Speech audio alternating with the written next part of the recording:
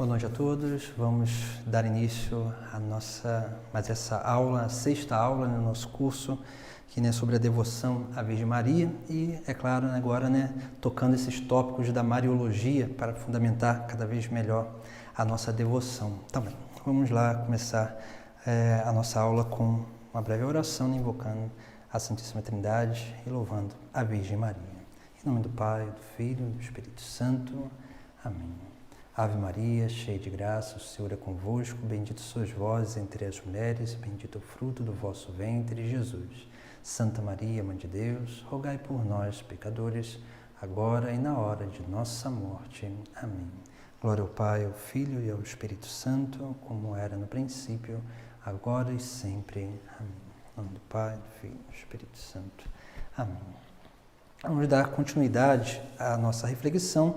Como na última aula nós falávamos sobre a Virgem Maria, sobre as prefigurações no Antigo Testamento, e agora nessa aula a gente vai pegar a Mariologia do Novo Testamento, para que a gente possa aí, contemplar essa forma objetiva de perceber a figura da Virgem Maria, da Mãe de Jesus Cristo, nos Sagrados Evangelhos e, é claro, em algumas cartas também, em carta de São Paulo, mas vamos nos deter mais nos Evangelhos, porque nos ajuda cada vez mais meditar. Então, nós temos aí os 4 Evangelhos, 3 sinóticos, de Lucas, Mateus e Marcos, e temos o Evangelho de São João, onde ali traz alguns elementos importantes da Mariologia que nos ajudam a refletir sobre essa figura que é a Mãe de Jesus Cristo, Nossa Senhora. Primeiramente, nós vamos falar sobre aí, a Mariologia no Evangelho de Mateus. E o Evangelho de Mateus, nós vemos lá, aqui que está primeiro na Bíblia, Se nós olharmos muito bem, o Evangelho de Mateus é um evangelho que ele é bem catequético. E é claro, se pegarmos lá no início do Sagrado Evangelho de São Mateus, nós vamos ver, basicamente, que ali qual é a primeira intenção de Mateus, que é mostrar que Jesus Cristo é verdadeiro Deus e verdadeiro homem. E Mateus, ele tem uma intenção, claro que Mateus ele está ali contando, a história do nascimento, a genealogia primeiro, depois a história do nascimento de Jesus Cristo, e ele vai trazer, ali, a figura da Virgem Maria como essa mulher que realmente ela está dentro, inserida na história da salvação. Então, Maria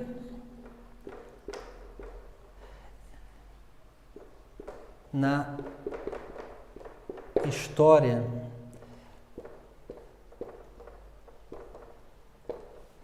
da salvação. Mateus ele traz muito bem isso, Por isso que, se nós olharmos muito bem no Evangelho de São Mateus, nós vamos ver lá logo no início, na parte da genealogia, onde ali, São Mateus ele vai trazer a origem, o livro da origem de Jesus Cristo, filho de Davi, filho de Abraão. E depois de Abraão ele vai começando a falar as descendências, até chegar lá no versículo 16 e vai dizer, Jacó gerou José, o esposo de Maria, da qual nasceu Jesus, que é chamado o Cristo. Então nós vemos aí como que nós vamos percebendo, Mateus que vai fazer essa genealogia de Jesus, começando lá de Abraão e trazendo como Jesus como esse filho do povo eleito, da raiz do povo eleito, de Abraão vindo e perpassando toda a história até chegar Jacó, que gerou José, José, o esposo de Maria,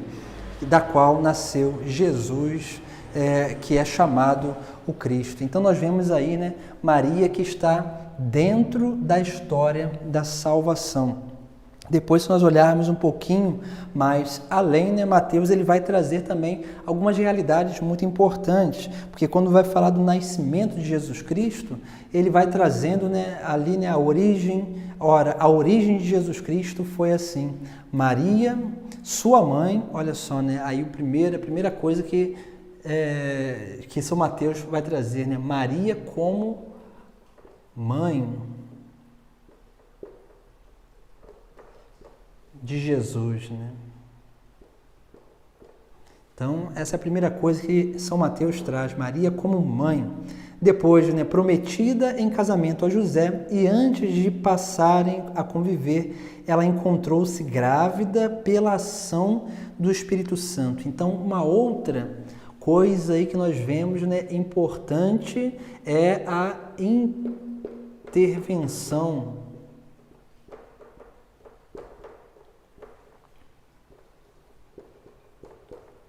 divina. Então nós vemos aí, né, a intervenção divina. Por quê? Porque Maria ficou grávida pela ação do Espírito Santo. São Mateus ele traz bem isso, né, para dizer que Maria não é uma qualquer, mas Maria que está dentro, né, vinculada a essa história da salvação, é a mãe de Jesus que realmente, né, recebeu essa grande graça e essa grande missão por obra divina.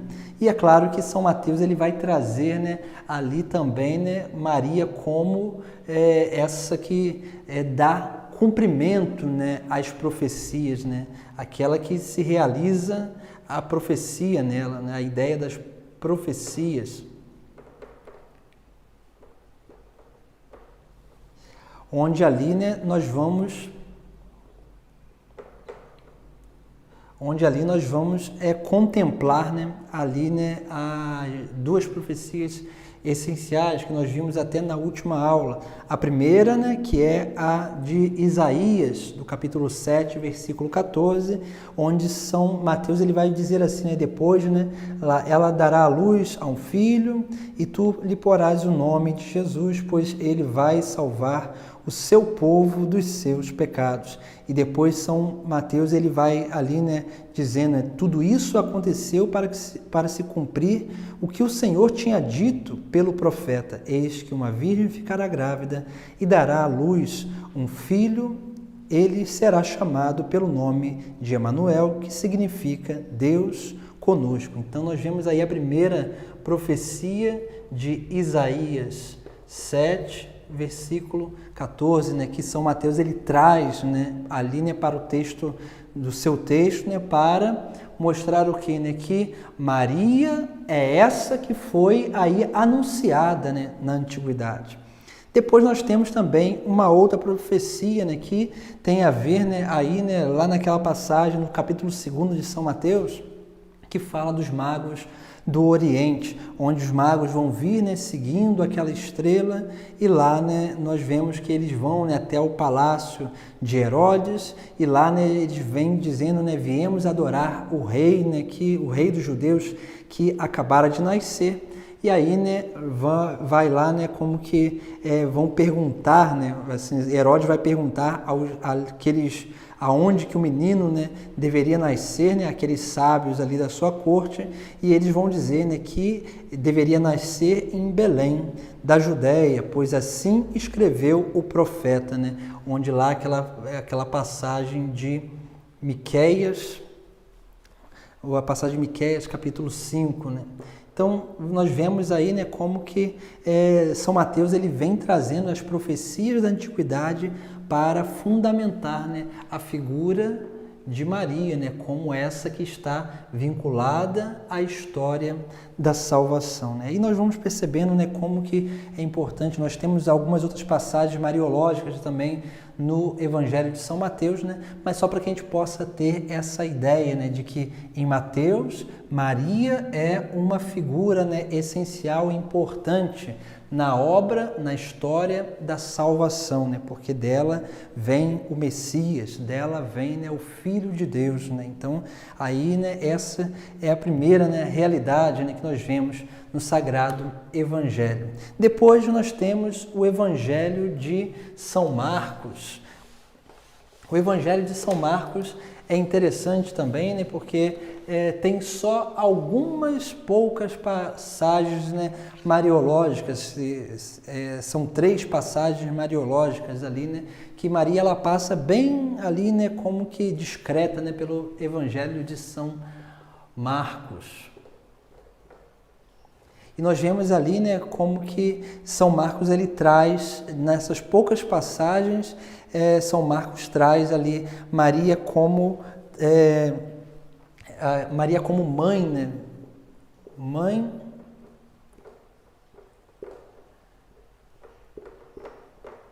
carnal, né, de Jesus, né? O que quer dizer isso, né? Maria dá a sua carne a Jesus, o seu sangue. Isso é muito importante. E depois, né, nós vemos também, né, como que Marcos traz o que, né, traz essa ideia, né, de que essa ideia étnica, né, de um povo, né? Maria é do povo eleito. Então nós vemos aí, né, como que Marcos também, né, simplesmente ele vai trazer ali em algumas passagens ali, algumas coisas, né, que vão demonstrar isso, principalmente na passagem do capítulo 6, versículo de 2 a 4, né? Capítulo 6, 2 a 4. Vai dizer assim, né? Onde lá, né? É claro, né? No sábado, ele começou a ensinar na sinagoga e muitos dos que ouviam se admiravam. De onde lhe vem isto? Vão perguntar, né? Diziam, né? Que sabedoria é esta que lhe foi dada? E esses milagres realizados por suas mãos. Não é ele, o carpinteiro, filho de Maria? Olha só, né? Essa ideia aqui, né? É mãe, né, carnal de Jesus Cristo, né? Ele é filho de Maria. Depois, né, não é ele o carpinteiro, filho de Maria, irmão de Tiago, José, Judas, Simão, e depois, né, vai continuar, né? E as suas irmãs não estão aqui conosco? E mostravam-se chocados com ele. Jesus então dizia-lhes: um profeta não é valorizado em sua própria terra, entre os parentes e na sua própria casa. Aí nós vemos essa ideia aqui, né, do povo eleito, né? Maria inserida no povo eleito que dá à luz aquele que é o Messias, né? E esse Messias ele não é reconhecido e não é aceito no seu próprio povo, né? Aqui é interessante, né, porque traz também, né, essa ideia, né, de povo eleito, né, essa ideia de família. E é interessante que no Evangelho de São Marcos já traz ali um elemento bem também, né, bem importante para a nossa reflexão, né? Porque ali fala, né, não é ele o filho de Maria, seus irmãos não são José, Judas, Simão, suas irmãs não estão aqui conosco. Esse termo irmãos aí, né, não remete-se a irmãos de sangue, mas irmãos no sentido de que, né, de que fazem parte de um mesmo povo. Até porque, né, o termo que é traduzido, né, ali, né, para o grego, né, para remeter-se a irmãos seria um termo, né, que nós chamamos, né, de o termo grego adelphos. Adelphos. Adelphos, o que significa isso, né? Serve para irmãos, primos, parentes, serve para pessoas, né, da mesma tribo. Esse termo aqui, ele remete-se a isso, né? A pessoas que têm um grau de parentesco. E esse termo grego aqui, ele traduz, né, um termo hebraico, né? Se nós olharmos lá no livro do Gênesis, né, vai dizer lá, nós vamos encontrar, né, no livro do Gênesis, quando lá, né, os pastores, né, de Ló e de Abraão estavam brigando entre si. O que vai acontecer, né? Ali Abraão vai dizer, né, para Ló, né, não é bom que nós, irmãos, briguemos. Então vamos, né, você escolhe um lado, o lado e vai caminhando e eu vou para o outro lado, né? Ali eles têm essa separação, né?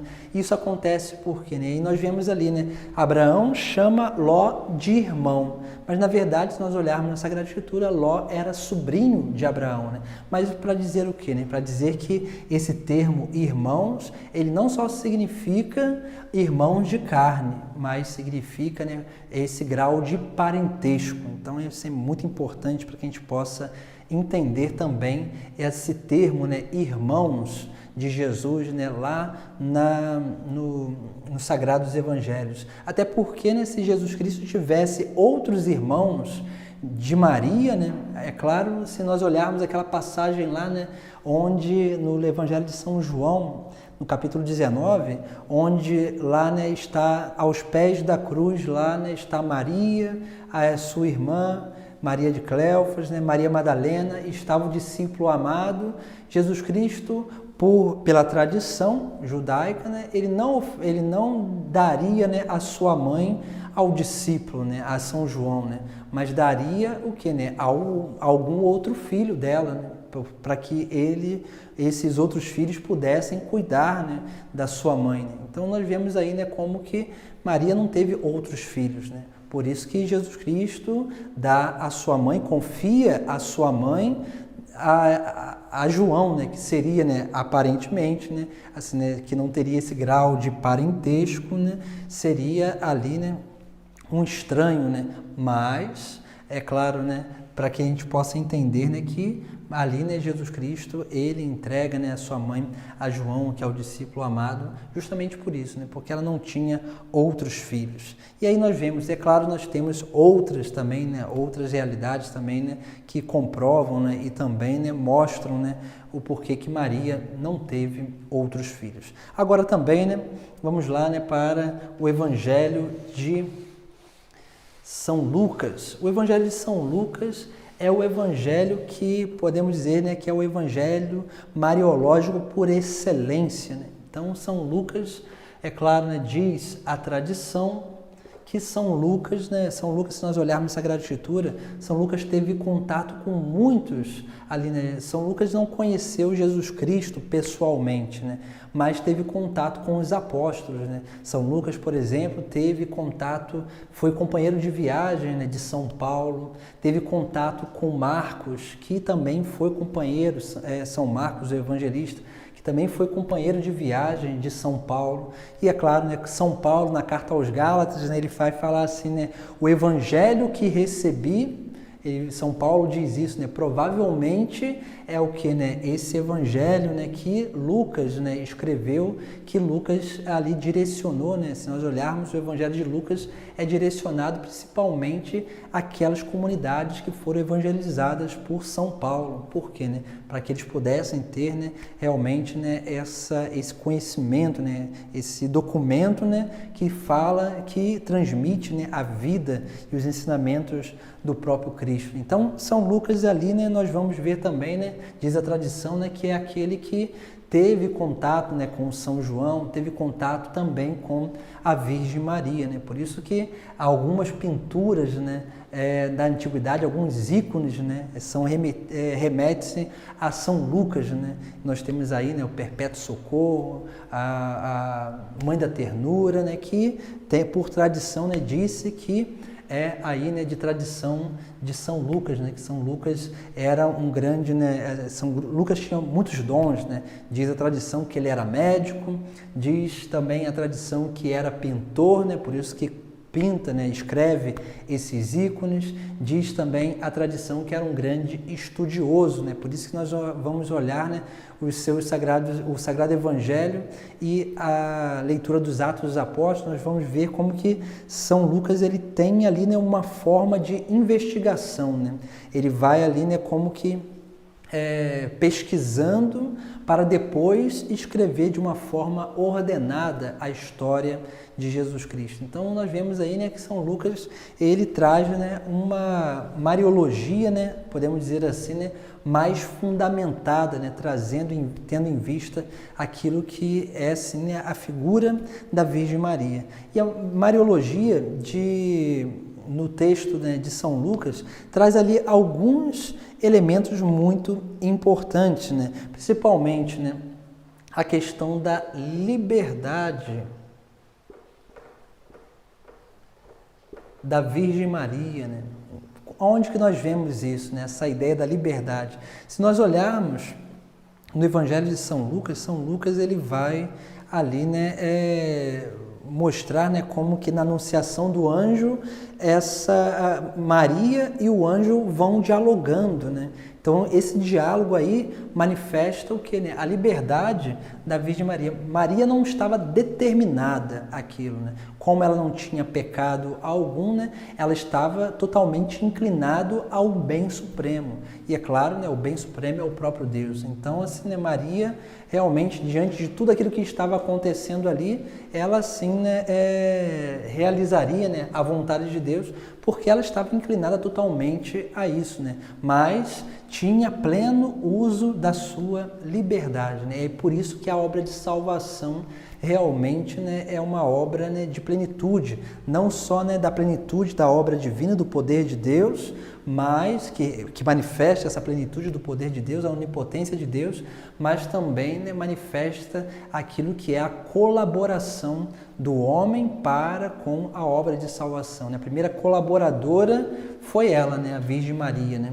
E é claro, né, depois, né, tem os outros colaboradores também, né, que ali, né, os apóstolos, né, que vão colaborando com a obra de salvação de Jesus Cristo. Mas nós vemos aí, né, como que é importante, assim como também nós, pela nossa liberdade, colaboramos com essa obra de salvação, na medida em que nós vamos aderindo àquilo que é, né, o próprio mandamento de Deus, aquilo que são os ensinamentos de Cristo, aquilo que é realmente a vida de Cristo na nossa própria vida. Então, essa é a primeira coisa que é muito importante, que é a liberdade. São Lucas, ele faz questão de mostrar isso, né? Maria tinha plena liberdade, e é por isso que lá, né, no final da passagem da Anunciação, ela vai dizer, né, eis aqui a serva do Senhor, né? Veja só, né? Eis aqui a serva do Senhor, faça-se em mim segundo a tua palavra. Essa que nós dizemos, chamamos, né, que é a consagração dela, né, a sua consagração a Deus.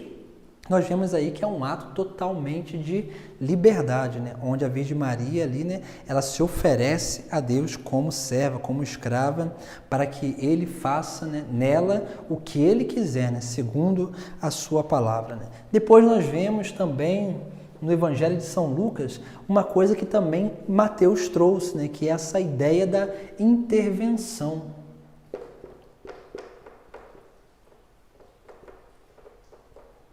Intervenção divina. Também muito importante, né? Se nós olharmos ali, né, Maria, ela vai, né, o anjo vai dizendo, né, ali, né, conceberás e darás à luz um filho e porás o nome de Jesus, ele será grande, será chamado o Filho do Altíssimo, e o Senhor Deus lhe dará o trono de Davi, seu pai. Depois, né, Maria então perguntou ao anjo, como acontecerá isso, se eu não conheço homem algum? O anjo respondeu, o Espírito Santo descerá sobre ti e o poder do Altíssimo te cobrirá com a sua sombra. Por isso, aquele que vai nascer será chamado Santo Filho de Deus. E aí nós vemos, né, a intervenção divina, né, acontecendo aí na vida da Virgem Maria. Depois, né, muito importante também, São Lucas ele traz, né, uma coisa, porque, né, São Lucas, ele, como dizia, né, ele está escrevendo para comunidades que foram evangelizadas por São Paulo. Essas comunidades, em sua maioria, eram comunidades de influência grega, né? Então, de língua grega, de influência grega, principalmente, né, a questão da filosofia, ali, né, era muito próprio. Por isso que São Lucas ele traz, né, um termo, logo no início do seu evangelho, né, o termo Teófilo.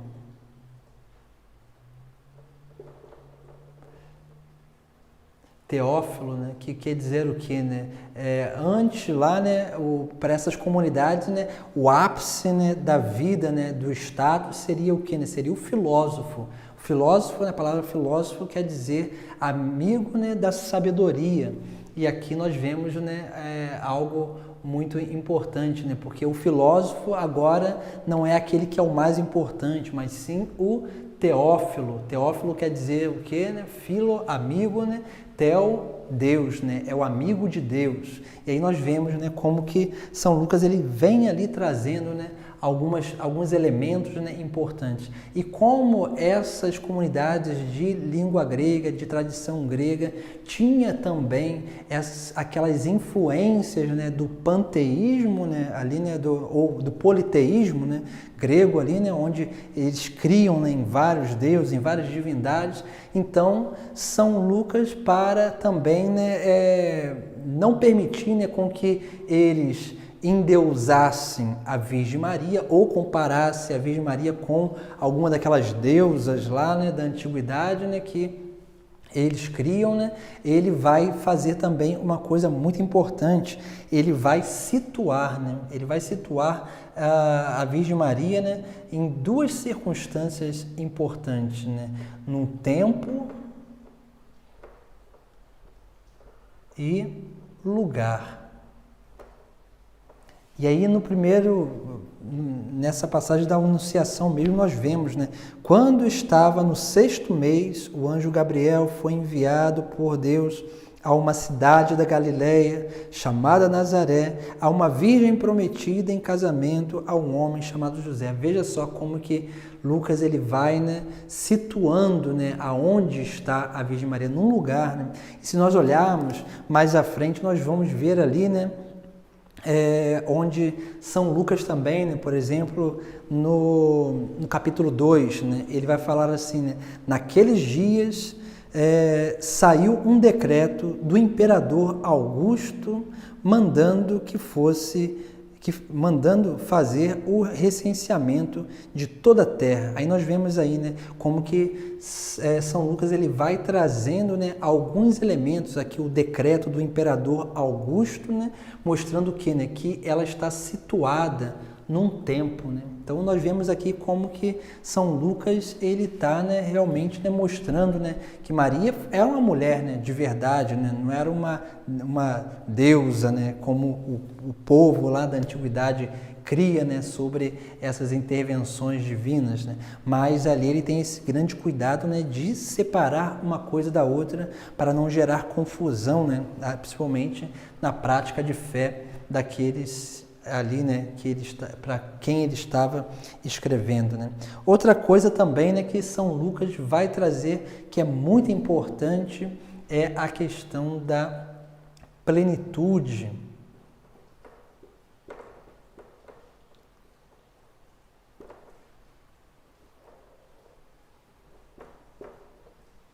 Plenitude da condição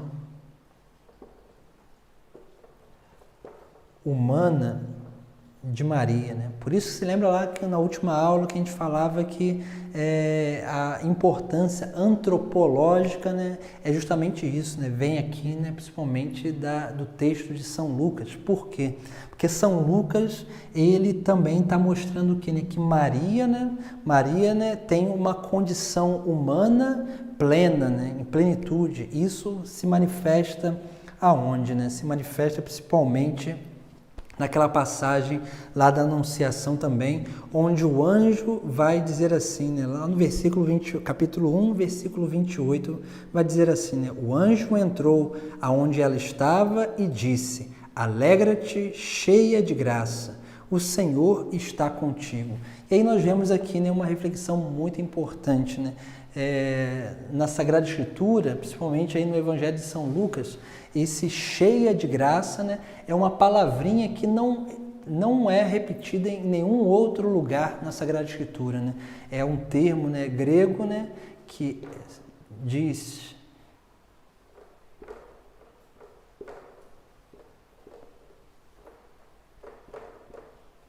que caritomene, né?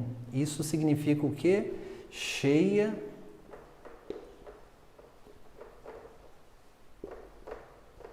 de graça. Isso aqui é importante por quê, né? Porque se o pecado é aquilo que nos rouba a graça, é aquilo que faz com que a graça divina em nós vá sendo, né, desperdiçada. Maria, para estar cheia de graça, ela precisaria ser, né, vamos usar o exemplo do vaso, né, o vaso de barro, né? Se o vaso de barro ele está rachado, o que acontece? a água ela vai, né, ali escapando, né? Então, assim, se um vaso ele está perfeito, então esse vaso perfeito, o que acontece? Ele não deixa, ele retém toda a água ali e não deixa sair nada, não deixa escapar nada. Maria é essa que é esse vaso perfeito, né? Podemos dizer assim, né? Essa que está cheia, repleta, plena de graça, né? Então, isso manifesta o quê? Né? Manifesta que Maria não tinha pecado, porque se ela está cheia da graça divina, não há lugar mais nenhum para que se entre o mal nela, porque ela está, né, realmente repleta, né? Então, esse termo aqui é muito importante e isso manifesta o que? Se Maria não tem pecado, né? Em Maria se conserva essa condição de plenitude humana, né? Por isso que, como na última aula lá, nós falávamos, né, da importância antropológica, né? Porque Maria, né, a única criatura humana que foi nela conservada a plenitude daquilo que é, né, a obra da criação humana, né? Aquilo que Adão e Eva perderam pela sua desobediência, o pecado. Maria conservou, né? Conservou porque foi preservada pelo próprio Deus, né, do pecado e, é claro, né, para que realizasse, né, a grande missão, né? Então nós vemos aí, né, como que São Lucas ele vai trazendo essas coisas que são importantes, principalmente, né, aí, né, para o entendimento, né, daquilo que é, né, a figura da Virgem Maria dentro dessa história, né, da salvação, né? E é claro, vinculado aos mistérios do próprio Cristo, né?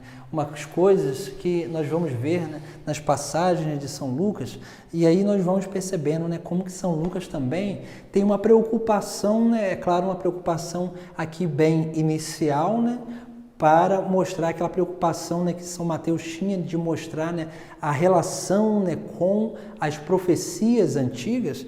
Nós vemos como que São Lucas também ele vai trazer, né, ele vai primeiro fazer aquele primeiro prólogo ali, né, no capítulo 1, do versículo 1 ao versículo 4.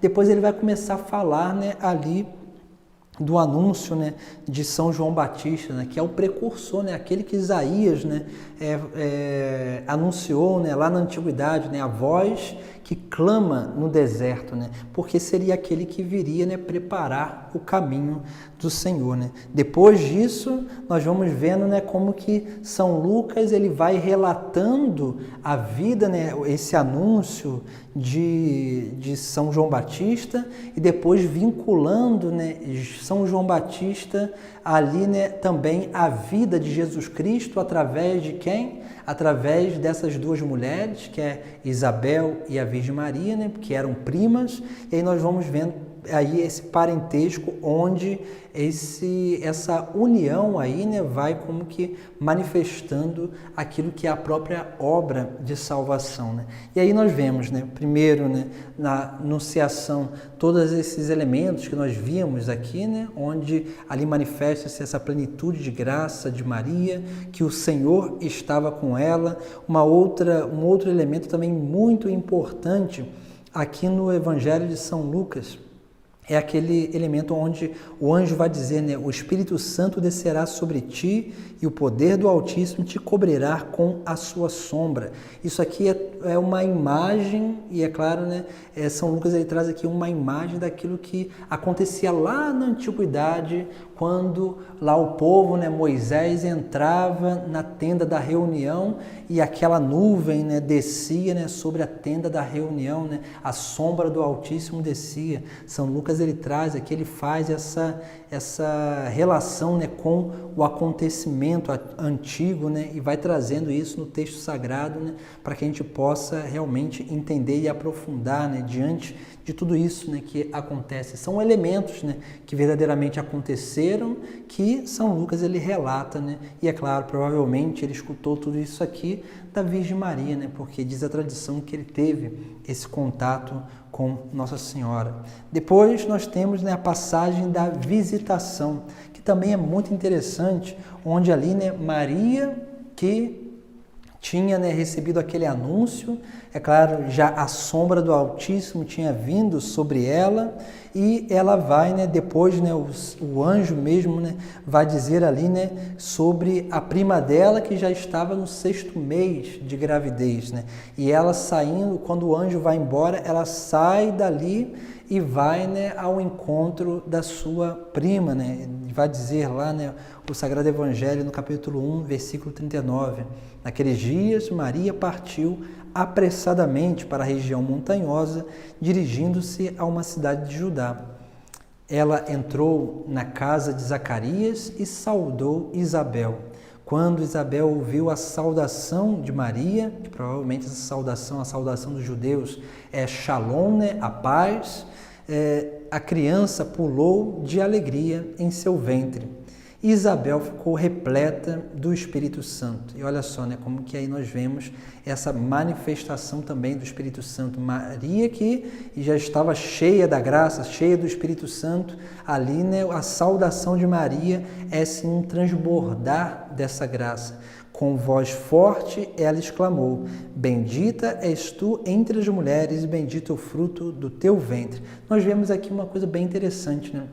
Maria, após o anjo ter saído, né, ali, né, na anunciação, ela vai apressadamente a essa região montanhosa para servir a sua prima, que o anjo disse que ela estava grávida, que já era o 6º mês, né? Olha só, Maria não estava ainda com a barriga grande, né? Maria ali, né, estava indo para servir a sua prima. E lá na sua prima, né, lá na casa de Zacarias, quando ali, né, Isabel fica cheia do Espírito Santo, o Espírito Santo, através de Isabel, confirma aquilo que o anjo havia falado, né? Que Maria, né, ali, né, seria concebida pelo Espírito Santo e naturalmente, né, conceberia, né, pelo Espírito Santo e daria à luz, né, o Senhor, né? E aí nós vemos ali uma coisa muito importante que Isabel fala, né? Com voz forte ela exclamou: bendita és tu entre as mulheres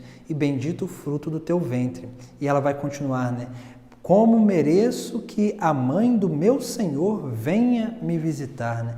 Aqui é muito importante, né, essa passagem que fundamenta, né, aquilo que é, né, o dogma da maternidade divina, né? Maria, que é mãe de Deus, porque Isabel diz, né, a mãe do meu Senhor, né, do Senhor. Isso aqui é importante por quê, né? Porque esse termo aqui, Senhor, né, no termo lá no Evangelho, no grego, né, vai ser esse termo, né, Kyrios. E esse termo aqui, né, Senhor, né, que é Kyrios, né, esse termo ele é uma tradução grega para uma outra palavra, uma palavra hebraica, né, que se nós olharmos lá na tradução dos 70, né, do Antigo Testamento, nós vamos ver, né, aonde estava o que era a palavra, né, que os judeus usavam, né, para não falar o nome de Deus. Os judeus chamavam, né, ali, né, quando lia o nome de Deus, em vez de falar aquele nome que ali estava escrito, eles falavam um outro, né, que é Adonai, que quer dizer Senhor. Então é muito importante isso, né? Então a palavra que se traduz Adonai é Kyrios. E é a palavra que Isabel usa, né, ali, né, no texto sagrado, né, para dizer, né, a mãe do meu Senhor. Né? Então, esse termo aqui é um termo que é usado para o próprio Deus. Né? Então, quando Isabel diz a mãe do meu Senhor, ela está dizendo que a mãe do meu Deus. Então isso é muito importante, né? E aí nós vamos percebendo, né, como que a reflexão, né, sobre o texto sagrado nos leva a entender, né, aquilo que é sim, né, o próprio dogma, né, da maternidade divina, né? Depois nós temos aí, né, uma coisa muito importante que São Lucas também faz questão de trazer, né? Continuando o texto sagrado, no versículo 24, logo que tua saudação ressoou nos meus ouvidos, Isabel dizendo isso, né? O menino pulou de alegria no meu ventre. E Isabel vai dizer, né? Feliz aquela que acreditou, pois o que lhe foi dito da parte do Senhor será cumprido. E aqui nós vemos, né? Feliz aquela que acreditou, né? Então, Maria, né, é aquela que acreditou nas palavras de Deus, nas palavras do anjo, né? Né? E aqui também nós podemos usar outra palavrinha, aquela que confiou. Muito importante isso, né? Essa confiança de Maria, né? É claro, né? Essa confiança plena de Maria vem sim, né? Pela a Imaculada Conceição, né? Porque como ela não tinha pecado algum, né? Ela tinha uma docilidade muito grande perante, né, aquilo que era a graça divina, né? E é claro, né, a acolhida daquilo que é, sim, né, a sua própria missão dada pelo próprio Deus. Depois, né, Maria, ela vai, né, ali proclamar, né, algo muito importante, né, que é o cântico Magnífica. Esse cântico, ele tem, né, alguns elementos nesse cântico, né, que ali mostra o que, né? Mostra justamente uma profissão de fé em Deus. Um cântico muito parecido com esse, Ana, mãe de Samuel, lá no livro, lá, né, no Antigo Testamento, também vai entoar, né, para dizer o que, né? Para dizer que é um cântico de ação de graças. Isso mostra que Maria era uma religiosa, né? Ela conhecia a palavra de Deus. E assim diz a tradição, né, que Maria, por algum tempo, né, na sua infância, ficou no templo para servir, né, o templo, servir a Deus no templo também. Assim diz, né, a tradição, que era um costume da época. Mas ali no cântico, né, Magnífica, né, traz algumas coisas muito importantes, né? O cântico vai dizer assim, né, a minha alma engrandece o Senhor. Meu espírito se alegra em Deus, meu Salvador. O que quer dizer isso? A minha alma engrandece o Senhor. Entenda aqui que não é Maria que vai engrandecer o Senhor, não. Mas aquilo que foi realizado pela onipotência de Deus, do próprio Senhor, na vida de Maria, é aquilo, essa grande manifestação da onipotência de Deus na vida de Maria, que torna o próprio Deus o que? Engrandecido. Engrandecido o quê? Deus não fica maior do que ele já é, mas na consciência e no coração das pessoas, dos fiéis, sim, né? Então, quando a obra de Deus se manifesta em plenitude na vida da Virgem Maria, nós o que, né, louvamos a Deus, né? Nós engrandecemos a Deus por aquilo que Ele realizou, né, na vida de Nossa Senhora. Depois, continuando, porque olhou para a humildade de sua serva. Aqui é uma coisa muito importante. São Bernardo vai dizer num dos seus sermões, né, que ele tem um livrinho, né, que é os sermões sobre as festas da Virgem Maria, de Nossa Senhora. Ele vai falar a seguinte coisa, né, que Maria não foi escolhida pela sua virgindade. É claro que a profecia já disse isso, mas Maria foi escolhida pela sua humildade. Então isso é muito importante. E depois ele ainda vai dizer assim, né? Pode uma pessoa virgem ser condenada pela sua soberba, mas podem alguém que não seja mais virgem ser salva pela sua humildade, né? Então São Bernardo ele vai colocar bem, né, bem pontual isso, né, que Maria foi escolhida pela sua humildade, né? E aí nós vemos aqui, né, como que essa ideia de humildade vai transparecer, né? Porque olhou para a humildade, né? E essa humildade aqui, ele manifesta o que, né? Simplicidade, manifesta a pobreza, manifesta a austeridade, manifesta várias coisas, né, que remetem a isso, né, a essa simplicidade, né, de Maria, né, de sua serva. Depois, todas as gerações de agora em diante me chamarão feliz, porque o poderoso fez em mim grandes coisas. Olha só a humildade da Virgem Maria. Ela reconhece que as gerações irão, né, chamar ela de feliz, né, bendirão a ela, né, louvarão a ela, mas por aquilo que o próprio Deus realizou na vida dela, que foi grandes coisas, né?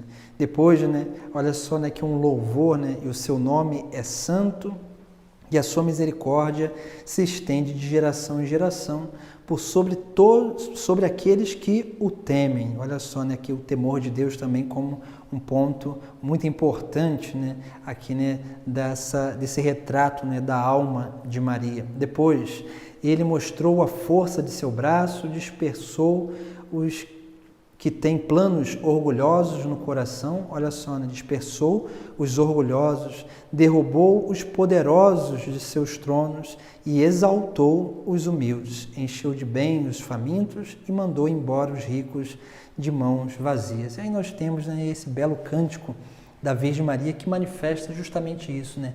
Aquilo que é a fé de Nossa Senhora, aquilo que é a gratidão, né, a sua humildade e, é claro, o seu louvor a Deus, né? Então nós vemos como que São Lucas ele traz também esse elemento muito importante, né, que Maria tinha assim, né, essa religiosidade, né, bem fervorosa e aflorada na sua vida. Depois nós vemos, né, em outra parte do texto, né, de São Lucas, né, algo também bem interessante, onde lá, né, aquela passagem no capítulo 2, onde vai ter lá, né, como o nascimento de Jesus, né? E ali São Lucas ele traz também algumas coisas que são importantes para a nossa reflexão, né? Vai dizer ali, né? Também José era da família da descendência de Davi.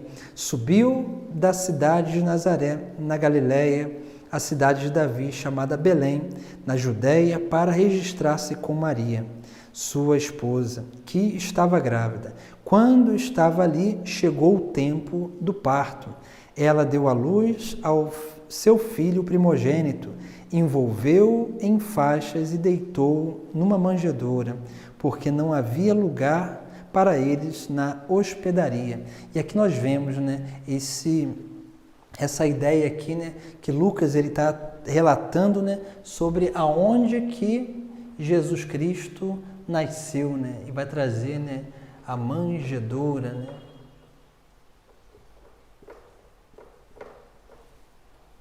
E aqui é importante, né, para mostrar o quê? Né? Que aquele que é o rei, né, o Filho do Altíssimo, né, aquele que assumiria, né, como o próprio Lucas, né, vai trazer ali, né, o trono, né, de Davi, é aquele que nasce, né, numa estebraria, né, ali, né, num estábulo, né, onde vivem os animais, né, e é colocado numa manjedoura, né? Aqui, né, essa passagem aqui tem uma consonância com algumas passagens, né, de São João, né? Por quê, né? Mostrando aquilo, né? A manjedoura é onde coloca-se o alimento para os animais, né? Manjedoura, né, vem de manducare, né, que ali é um termo latino que remete a esse lugar aonde se come, né, aonde coloca a comida. Então, para dizer o quê, né? O menino Jesus que é colocado na manjedoura, né, pela Virgem Maria, ali, né, é o quê, né? O pão da vida. Isso é dito, né, lá no Evangelho de São João, né? Depois, outra coisa também muito importante, ali, né, Maria, a figura aqui, né, Maria coloca o menino nessa manjedoura, né? Aqui essa imagem de que, né, Maria, que é a imagem da igreja, Maria que traz o Filho de Deus ao mundo, a igreja que traz, né, a presença de Jesus Cristo ao mundo pela Eucaristia e dá de alimento, né, dá Jesus como alimento, né, aos seus fiéis. Também muito importante.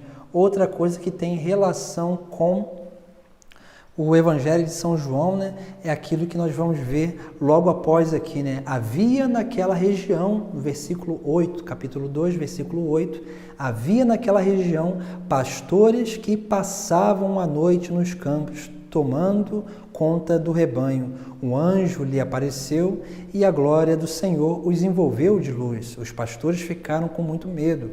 O anjo então lhes disse: não tenhas medo, eu vos anuncio uma grande alegria, que será também a de todo o povo. Hoje, na cidade de Davi, nasceu para vós o Salvador, que é o Cristo Senhor. E aqui nós vemos, né, como que os anjos anunciam aos pastores, né? Anunciam aos pastores o quê, né? A vinda daquele que é o bom pastor, né? Então é muito importante isso aqui também, né? Essa relação lá com o Evangelho de São João, capítulo 10, né? Onde lá tem a passagem do bom pastor, né?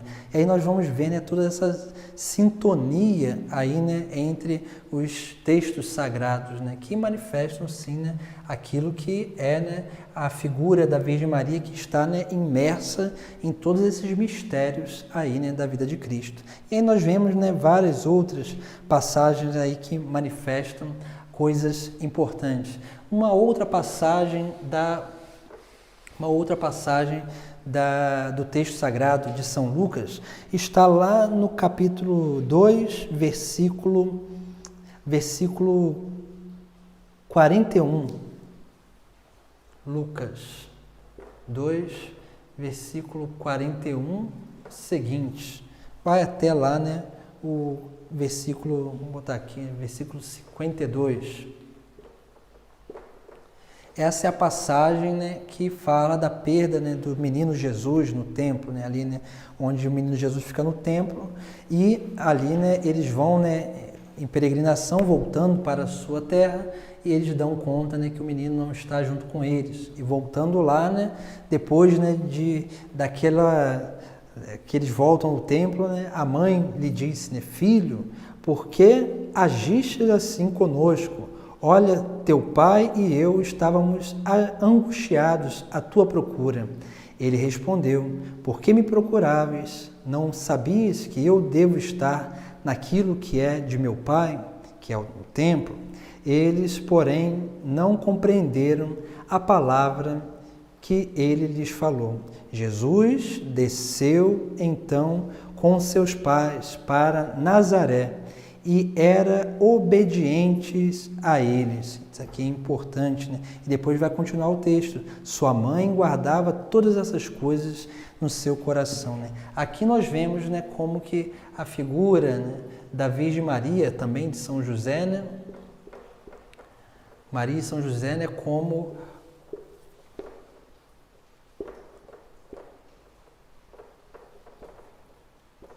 educadora e formadora de Jesus Cristo, né? Por quê, né? Porque ele era-lhes obediente. Então, olha só, né? Jesus Cristo foi obediente, né, à sua mãe ali, né, durante, né, 30 anos de sua vida, né, até ali, né, assumir a sua vida pública e começar, né, ir, né, à frente. É como se fosse assim, né, Maria ia à frente e Jesus seguindo, o que, né, sendo educado, sendo formado, e depois na sua vida pública Jesus vai à frente e Maria vai atrás, né, seguindo, né? Por isso que a Mariologia diz que Maria, né, é a primeira discípula, né? Porque, como nós vimos lá, né, a primeira que acreditou, né, a primeira que ali, né, realmente se entregou a essa grande obra, né, do Filho de Deus, né? E aqui nós vemos isso, né? Aquela, né, que é educadora e formadora, porque ele era desobediente, e aquela que tem, né, a vida, né, a maturidade, né, de vida interior, né? Isso se expressa, né, nessa passagem aí no versículo 51b, né? Sua mãe guardava todas essas coisas no seu coração, né? Então, assim, Maria, né, que, né, meditava nessas coisas, guardava, né? Porque certamente ela não entendia muito do que acontecia naquele momento, mas como ela guardava, conservava no seu coração, essa meditação fazia com que durante, né, o perpassar dos tempos, o próprio Espírito Santo fosse ali, né, como que trazendo o entendimento, né, aquilo que era, né, o entendimento daqueles grandes mistérios que aconteciam na sua vida, na vida do seu filho, e é claro, né, diante de toda essa obra, né, que ali estava acontecendo.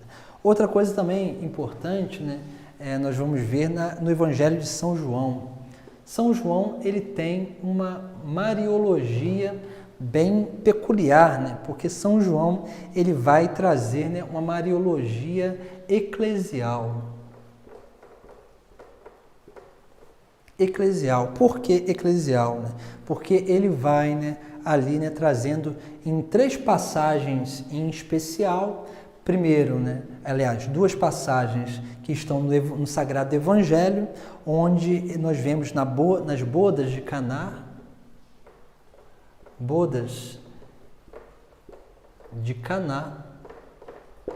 nós vemos aí, né, algo muito importante, né, porque nas bodas de Caná nós percebemos o quê? O início da vida pública de Jesus Cristo, que nós chamamos de autorrevelação. Mas essa autorrevelação, ela acontece através de quê, né? Através da figura da Virgem Maria, que é intercessora. Então, Maria intercede, né? Maria, aqui, né, ela intercede para o início dessa vida pública. O próprio Cristo vai dizer, né, não é chegada a minha hora, mas ela, né, vai dizer lá aos serventes, né, que nós chamamos, que é o mandamento, né, de Maria, né, fazei tudo aquilo que ele vos disser, né? E Jesus Cristo ali realiza aquele milagre. Outra passagem, né, que também, né, remete, né, aquilo que é, né, porque aqui, né, tem essa ideia eclesial, né? Por quê, né? Porque aqui nessas bodas estava quem, né? Maria, estava Jesus e os seus discípulos, né? É como se a igreja estivesse reunida para, assim, né, contemplar esse início da vida pública, né? Esse início da missão, da obra de salvação, né? E aí nós vamos percebendo, né, como aí, né, essa ideia eclesial que São João traz aqui, né, realmente remete-se, né, àquilo que é, né, a figura da Virgem Maria, né, que é a imagem da igreja, né? Nos escritos de São João, Maria e a igreja, né, são, né, como que São João, ele remete-se a essas 2 figuras como se fosse a mesma coisa, né? Porque ele está manifestando essas realidades, né? Porque assim como Maria trouxe o Filho de Deus a essa terra, a igreja é aquela que realmente realiza essa mesma obra, né, que Maria realizou, né, mas de uma forma que, né, na ordem da graça, né? Assim como Maria, né, trouxe o Filho de Deus à terra, a igreja, pelo sacramento do batismo, traz outros filhos de Deus a essa terra, né? E é claro, né, transformando-os em outros Cristos. Então, essa imagem é muito importante, né, no Evangelho de São João. A outra passagem, né, é aquela aos pés da cruz.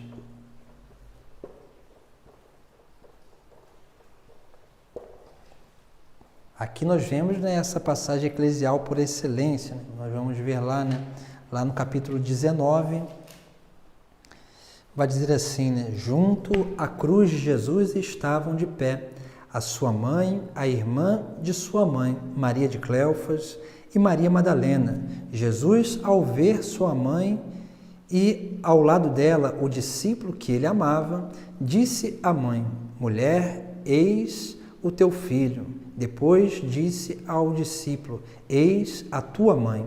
A partir daquela hora, o discípulo a acolheu no que era seu. Aqui nós vemos, né, essa passagem eclesial muito importante, porque João, né, essa imagem do discípulo amado, né, remete-se ao quê? Remete-se a todos os discípulos, né? E Maria, né, que é a igreja, né, também, né, que está, né, que é toda uma comunhão de mistérios, né? É como se fosse, a ideia é essa, né? É como se Jesus dissesse à mãe, né, a Virgem Maria, né, acolha o seu filho, né, o discípulo, né? E aí depois diz ao filho, né, ao discípulo, né, acolha a sua mãe, Maria como sua mãe. Isso é importante porque nos mostra o que, né? Aquilo que nós precisamos também aprender a viver, né? Aprender a viver, né? Aprender a acolher, né? Assim como Maria nos acolhe como filhos, nós precisamos aprender a acolher ela como mãe. Assim como a igreja nos acolhe como filhos, né, pelo sagrado batismo, nós precisamos aprender, né, a acolher a igreja também como mãe. Então, essas passagens, São João, ele faz toda essa relação, né, entre a mariologia, né, e a eclesiologia, né? Ele vem trazendo a figura de Maria e a figura, né, da igreja muito unidas, né, para mostrar nessa comunhão de mistérios, né? E existe uma outra passagem nos textos de São João, que é a passagem do livro do Apocalipse, né, que também, né, é uma passagem profundamente eclesiológica também, né? Apocalipse, capítulo 12, versículo 1, 2, né? E lá na leitura do livro do Apocalipse, diz assim, né?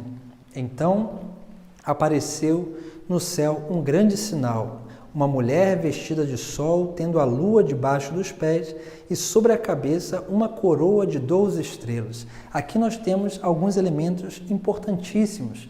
E quais são esses elementos, né? Primeiro, a mulher, né? Esse termo mulher, né, que aparece muito no Evangelho de São João, remete-se à Virgem Maria, mas remete-se também à igreja, né? Por quê? A Virgem Maria, por quê? Esse termo mulher, né, remete-se lá à mulher lá do Antigo Testamento, né, onde Maria é reconhecida como a nova Eva. E também remete-se à igreja porque é aquela que é a geradora, né, dos outros filhos de Deus. E aí nós vemos aqui, né, muito importante isso, né, a mulher vestida de sol, né, vestida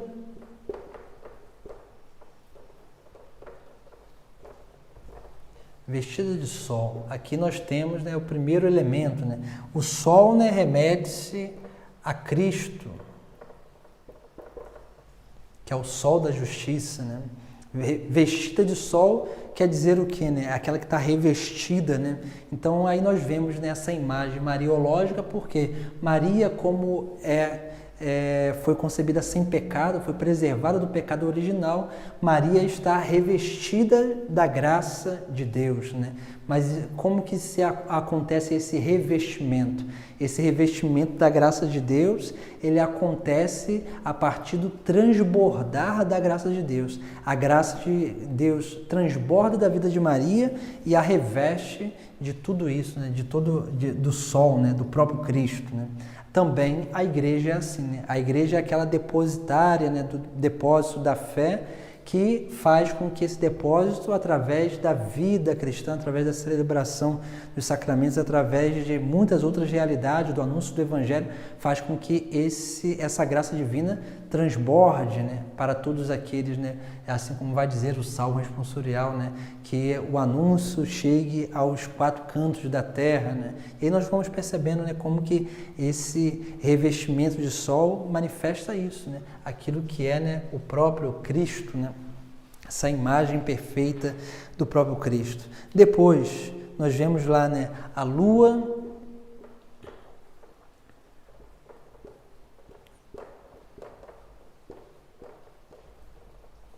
debaixo dos pés. Essa ideia aqui, a lua é o que, né? A lua na antiguidade é símbolo do tempo.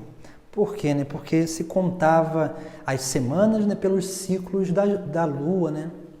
Então ia contando-se o tempo através do quê? Do ciclo lunar. E estar com a lua debaixo dos pés é o quê, né? É estar sobre o tempo, né? Isso quer dizer o quê, né? A igreja, assim como Nossa Senhora também, né, estão para essa consciência, né, real, né, de que nós estamos caminhando para a eternidade. E se nós temos essa consciência, né, realmente, né, nessa terra que estamos caminhando para a eternidade, ter essa consciência já é participar dessa eternidade. É a ideia de ter essa vida eterna começada aqui nessa terra. Então, estar com a lua debaixo dos pés é justamente isso, né? É estar sobre o tempo presente, né? O tempo cronológico, né, é secundário, né, porque o eterno é o mais importante, é o primário, é aquilo que está, né, em primeiro lugar na nossa vida.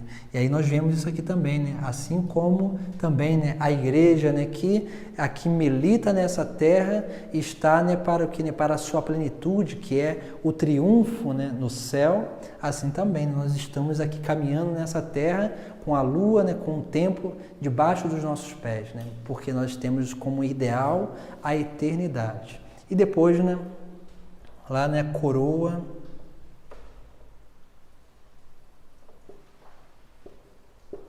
doze estrelas.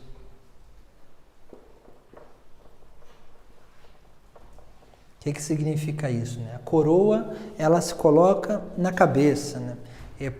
E é um símbolo de autoridade, é um símbolo ali, né, de poder, né? O 12 remete-se aos apóstolos, né? Antes, na antiguidade, remetia-se às 12 tribos de Israel.